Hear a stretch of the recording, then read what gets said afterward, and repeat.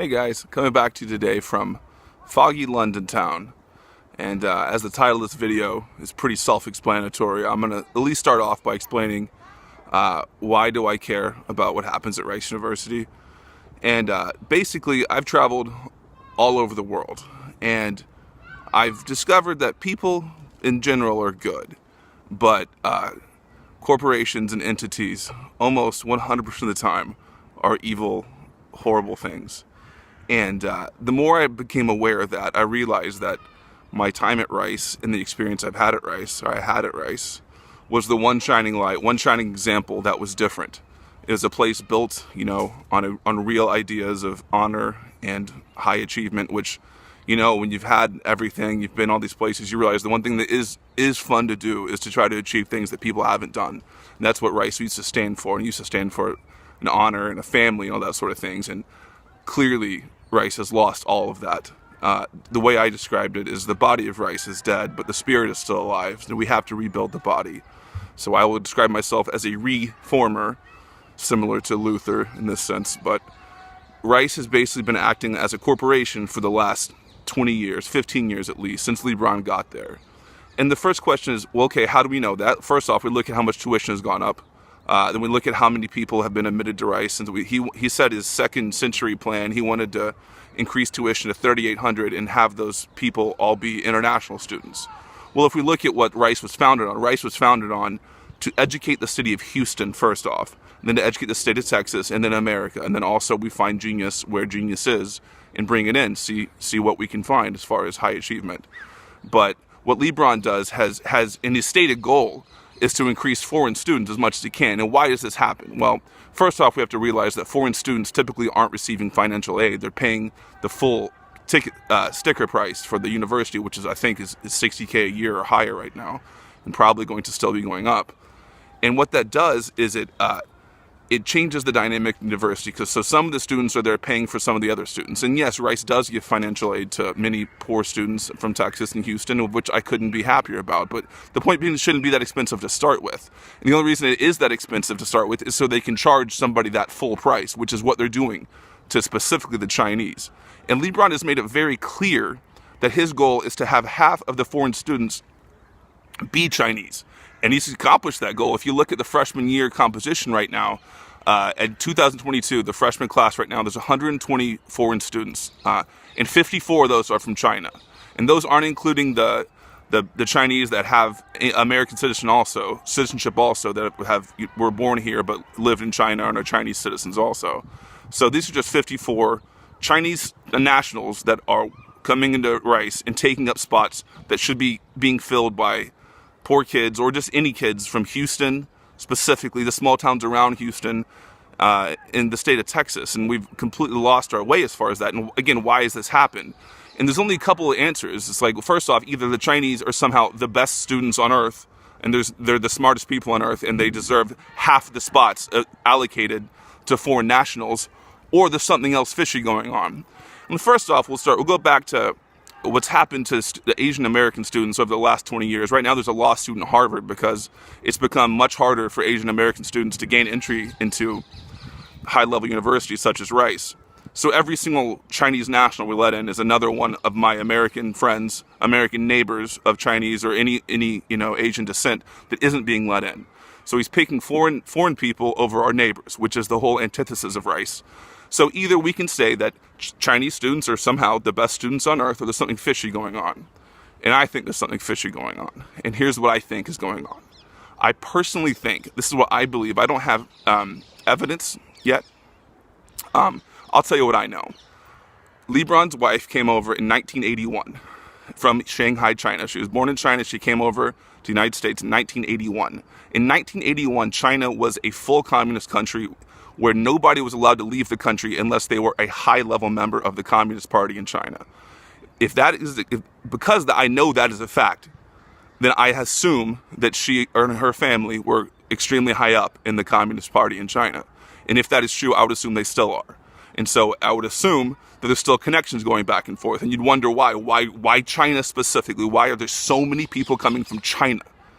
And just look to who benefits most. And my guess, and I'm stating this, my personal beliefs. I'm not stating these as facts. But if you look, it would make a lot of sense that she still has some sort of connections to China. And if you read Leebron's writings and her writings, they're wanting to build a bridge to China. Well, rice was never meant there to build a bridge to China. Basically, they've taken with their own goals of building a bridge to China and inserted rice into it and being like, okay, we're going to use rice to do this. This was never what rice was meant for. It's actually a disgrace that they're using our university to screw over our own students, to charge them as much as they possibly can and leave them in debt for as long as they can. And it really bothers me. So basically, he's turned rice from being an ideal of high learning into an ideal of how much money can we bring in, how many more foreign nationals can we bring into the country and to bring in the university, specifically Chinese. And again, he has stated this on record. He wants half of the foreign nationals to be Chinese. Personally, if I was going to allow foreign nationals into university, which I think we should, obviously, for undergrads, specifically for graduate we should, but for undergrads, if we're going to let foreign nationals into university, we should first let Mexicans and Canadians in, as they're our neighbors. You know what? There's 120 total freshmen right now that are from foreign countries. 8 total are from Canada and Mexico combined. There's 54 from China. There's 3 from India. India has 1 billion fucking people. You tell me only 3 are allowed to be into rice, but there's 54 from China? Like, there's nothing just strange to look at and wonder what the fuck is going on here? Like, everybody that's listening to this video already knows what's happening. I'm explaining the obvious. There is clearly something fishy, and my guess, not only are these Chinese that are coming in paying full freight, full sticker price to university, I would assume there's some sort of bribery or corruption also. I would assume somebody's getting kicked back, whether it be in the United States or whether it be in China. And the problem is we'll never know if it is happening in China, because they're not going to open their records to us. Nobody's going to open the bank accounts to us to show us what the fuck is going on. But there's something going on. And the more we sit back and just pretend, nope, there's nothing happening here, we're just going back and just ruining and just ignoring a burning house right now. As it stands right now, one out of every 16 freshmen at Rice is a Chinese national. What the fuck is going on? There's 50 states. Like, shouldn't we have at least, one person from every state, or like more representative that way? But 1 out of every 6 total freshmen, at least, is a Chinese national. That doesn't make any sense at all. So either the Chinese are the best people on earth, and like everybody else is not worthy of coming in. It's only them, or there's something fishy going on. And I continue to try to say this. We need to look at what's happening with the money and where Leebron's getting, who is going to, who's getting kicked back, and what's going on, basically. I'm not an investigative journalist, so I don't plan on doing it, but I know that somebody that's listening to this video is, or knows somebody that is, and knows more than I do on this subject. All I'm doing is shedding light on this subject. And the most obvious thing it is so plainly obvious to everybody I've talked to at Rice. The first thing that happens when I go to Rice is that people talk to me about this one specific subject, but everybody's scared to death to say anything because everybody's terrified of being called racist. Listen, I love Chinese people. I love the Chinese culture. One of my spiritual leaders is Lao Tzu. Zen Buddhism started in China.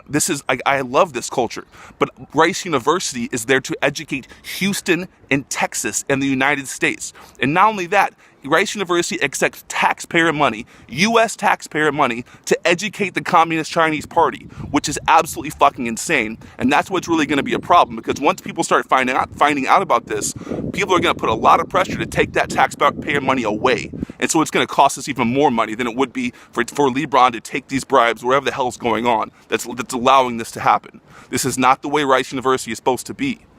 And again, we go back, who benefits? Why on earth is China specifically the one? It'd be like with Trump right now if he just decided to let every Slovenian into the country, And I know that's not true, and here's why. My wife is Slovenian. Not many people know I'm married. I got married almost 2 years ago.